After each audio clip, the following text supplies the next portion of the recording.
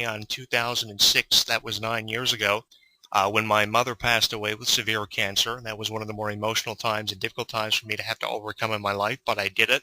I got through that. It was difficult for me, seeing that process. It took me back to the 2nd of May in 2006. That'll be 10 years by the time we get to 2016. So that's kind of what it got me thinking about this past Sunday. But despite that, I did have an exceptionally good weekend, and I hope your weekend was very prosperous as well, and you had the opportunity to share it with your mother and your family. Hopefully yours was a more prosperous Mother's Day weekend than what mine was.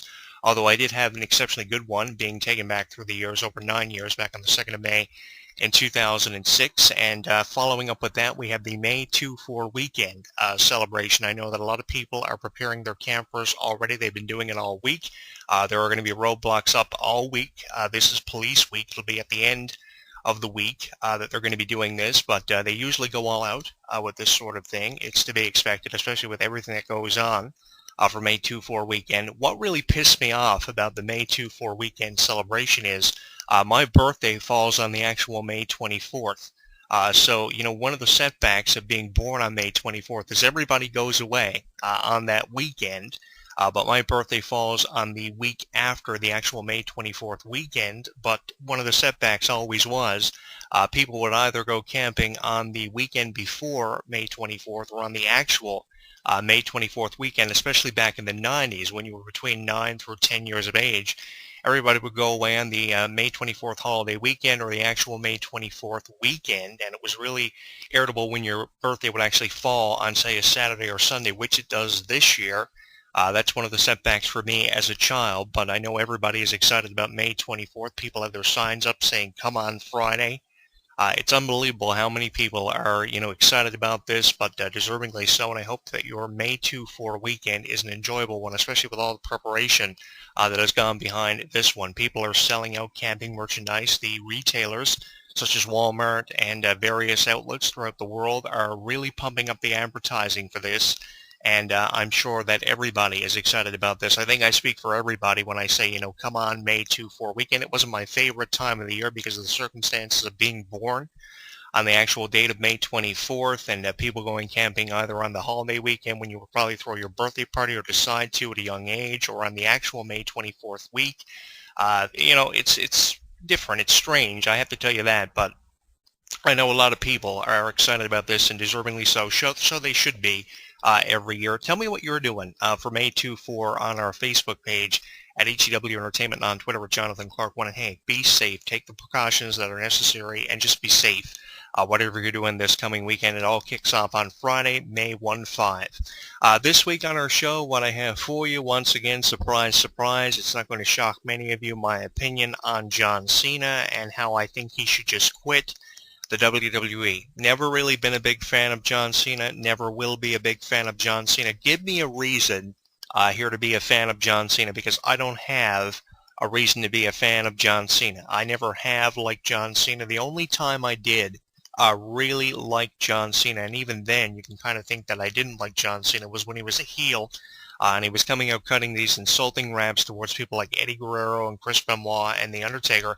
And once he dropped that and got into this whole PG, so glad to be in the position I'm in kind of attitude, that kind of mind frame, that's when I lost all respect for John Cena. I threw it out through the proverbial window, and I said, what's the sense of even liking John Cena or even believing that he's the next Hulk Hogan, Stone Cold, Steve Austin, or Rock, because he isn't. And for those of you out there that think that he's on a level of Hulk Hogan or Stone Cold Steve Austin per se, you are absolutely out of your mind. I don't think that John Cena is ever going to be on that level. I never thought that he ever was on that level, and there are far more. There is a field cropped with superstars of this new talent initiative that deserve opportunities in WWE, but these opportunities are being overshadowed by people like John Cena and Randy Orton, who are always Triple H and Stephanie's go-to individuals whenever somebody who's being pushed at that time the storylines goes down with a major injury, or they can't make a house show or a television taping or a live show or live presentation, pay-per-view, whatever the case may be. I really hate how they are always the go-to people to be champion, to be number one contender. And because of that, everybody like Daniel Bryan, Dolph Ziggler are being overshadowed. Like Dolph Ziggler, for instance, whatever happened to his push, it was killed around Survivor Series. He was supposed to go up with the championship. He was the sole survivor on Team Cena. The thing about that really pissed me off was it didn't come down to John Cena and Seth Rollins. It came down to Dolph Ziggler.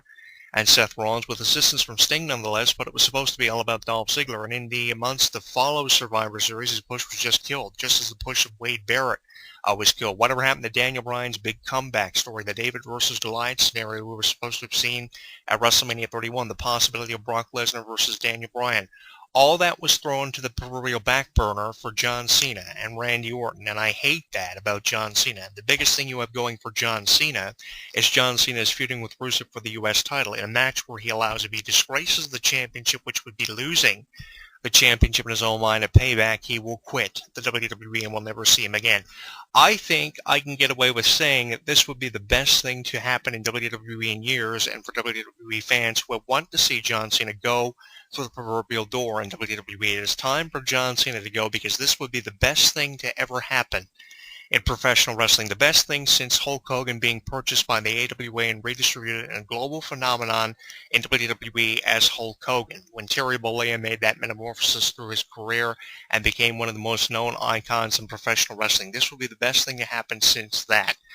Because there's nothing about John Cena that entertains me. There's nothing about John Cena that compels me. There's nothing about John Cena that keeps me on the edge of my proverbial seat. There's nothing about John Cena that keeps me guessing. The only thing I'm wondering right now is if this is legit and John Cena is going to be leaving. There are a lot of speculation stories and articles that have been posted by our professional wrestling news feed about how John Cena is the past, for those of you following that, and on the possibility of John Cena departing ways with the company after a 13-year working relationship. This is his 13th year, and in 13 years, John Cena has done more than anybody who we have seen come and go. While others have come and gone, John Cena has been given the opportunity to win 2 Royal Rumbles, over 15 championships. He has faced every legend and Hall of Famer you can think of and defeated them all, from Mick Foley to The Undertaker, at least once in his career over the number of times he has faced them. He's even got a victory over Brock Lesnar in that Extreme Rules match from 2012 when Lesnar returned. I mean, how much more can you put over John Cena? I go back to that Extreme Rules match with Brock Lesnar. Couldn't Brock Lesnar have defeated John Cena in the worst year of John Cena's career? It couldn't have been that worse if he was beating Brock Lesnar when Brock Lesnar was re-debuting for the first time since 2004, when he left almost 10 years to the date Brock Lesnar had walked out. I mean, how much more can you put over someone like John Cena? That made me sick, and things to follow for John Cena in the years after made me even more sick. I wanted to throw up when I knew that he defeated Brock Lesnar at Extreme Rules 2012. When I saw that, I said, you know, how much more can you overrate someone like John Cena? And I know I've made a consistent habit of posting these videos with frustratable comments directed towards John Cena. There is one man that I am pissed off about with direction and creativity, and that is John Cena. There's more that can be done with his character than having him win the championship, lose it within 3 weeks, win it back, lose it within 3 weeks, win it back. I mean, it's been very repetitive with John Cena. And the ones who are suffering in this is not John Cena. The ones that are suffering with all of this are the Dolph Ziglers, the Daniel Bryans, the Wade Barretts, the Van Dangos, the Adam Roses.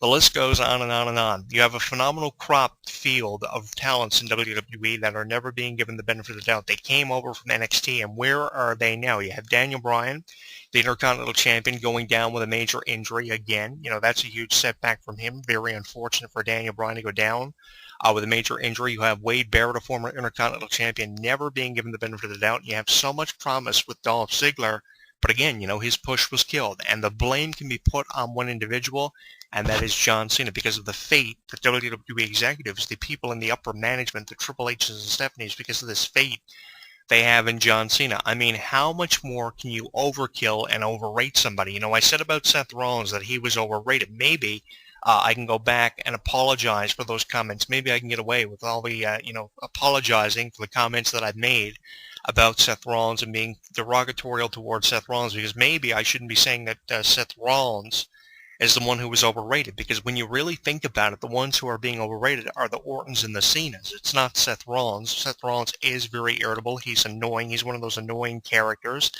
that is really in your face and just there because he annoys you. He's kind of like in the category of a Miz. You know, he's champion, like the Miz was champion in 2009, 2010. He was champion, and he was there because he annoyed you. He could come out and cut these annoying promos about being the best, and he could get away with it because he would annoy you. That was his purpose, to annoy you, and that's what Seth Rollins' purpose is here in all this. I don't like Seth Rollins, but I like him more than a John Cena because he's different, and he presents a different case for being champion and a different reason a different purpose for being champion. So maybe I can get away with apologizing for all the derogatory comments I have dropped about Seth Rollins in recent weeks, although I don't really, take anything back I've said about Seth Rollins. I do want to apologize because he's not the one who is overrated, seemingly, when you think about it, when you really put it into perspective, because it's the John Cena's and the Randy Ortons who are being overrated. I mean, Randy Orton, why is it Randy Orton being up for the championship in the fall of WrestleMania 31? He's the only one being given the benefit of the doubt here. Roman Reigns is just kind of there as the third party in the triple threat match, the triple threat scenario with Seth Rollins, Randy Orton, and Roman Reigns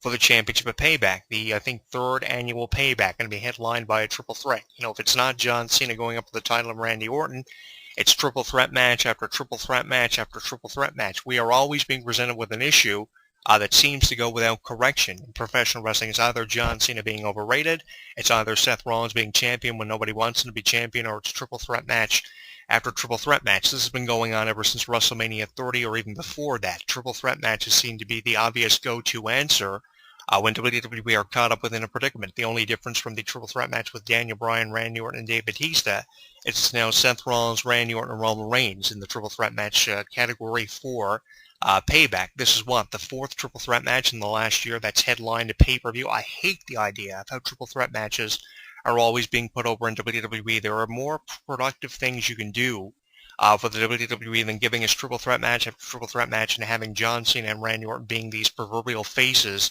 of the company. Whatever happened to Brock Lesnar? Whatever happened to the momentum that went with Sting's debut in WWE? He had one match at WrestleMania 31 against Triple H. He loses the fucking match, and nothing's been done with him since. He speculated on his future. He said he was going to grab anything WWE threw his way. We haven't seen him since. The last time we saw him was on the network for an exclusive interview that aired after Raw went off the air, and that was really the only good thing you had in the fall of the WrestleMania 31. You gave us one final opportunity to see Sting, and now there are rumors of Sting leaving WWE and going elsewhere with his life, and I can understand why, because of the lack of times we have seen him. We've only seen Sting on Raw, I think, a total of 3 times since his debut in November of 2014. That was last year. Since then, Sting's career has been more speculated on than we have gotten answers from the Vigilante. That's why I've been posting so many videos about Sting along with so many videos about John Cena, because there are so many issues that I think cannot go without correction in professional wrestling, because until they are corrected, we're going to be left in the proverbial dark, and that light switch